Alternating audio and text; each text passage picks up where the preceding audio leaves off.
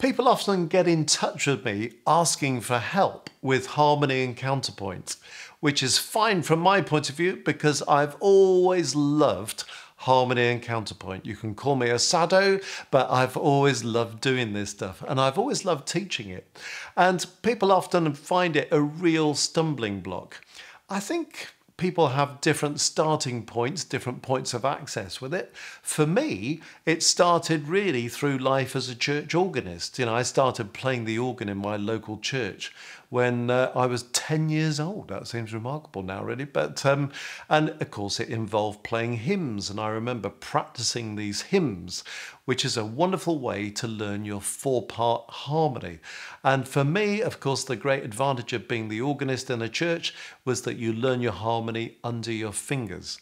So I definitely played all this stuff before I had a clue what it was, before I understood it at all. But by the time you've played a few hundred hymns, you've got a natural sense of harmony under the fingers. So for keyboard players who are learning harmony like this, I think that's the best way into it.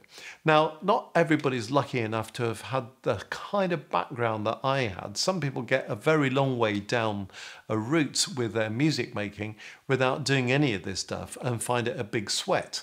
Particularly actually if you're not a keyboard player, because it's much harder if you're playing a melodic instrument to have some sense of harmony. But I do think a practical approach to this is good. At the end of the day, what makes good harmony and counterpoint? Well, something that sounds good.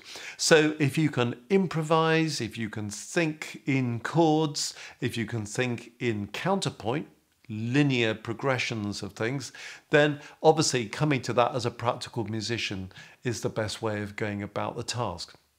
But nevertheless, I think it's also deeply logical. And many of the people who've come my way have found themselves sort of pitching in, trying to do something without having really secured the basics properly. So there's definitely a logic in the theoretical approach. How do we go about learning our chord language from kind of base point, really? How do we then extend a basic diatonic language into using chromatic chords? How can we deal with things like modulation properly? How can we think vertically and think horizontally? Because those are the skills that we need for harmony and for counterpoint.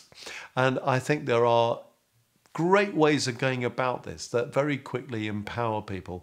And it always grieves me when people come along who've been trying to do this stuff for donkey's years, but haven't done it systematically in any way at all, and they get really stuck with it. So it's partly kind of understanding this from a theoretical point of view, and it's also developing the oral and practical skills that are really going to enable this to be done properly. And it's one of the great things that inspires me through the work we do at Music Matters, just making videos for YouTube about harmony and counterpoint and producing online courses that cover this whole area and all the supporting stuff that goes with it, learning how to analyze the music of the great composers as a great insight into writing harmony and counterpoint. So I don't think it's some great mystery that's inaccessible to people, but I do think there's a logic that lies behind it, and it's something that I've worked at over many, many years. And if you kind of hook into it in a logical way, it's amazing how well you can get hold of it. The trouble is, most people try to learn it from textbooks. And that's not the easiest way of doing it. There's some great textbooks out there, but actually you want to have it explained to you, you want to see somebody actually write it down, and you want to hear what it sounds like. And that means that the whole kind of video format is a perfect way of presenting it, which is why I'm totally signed up to doing it the way we do at Music Matters.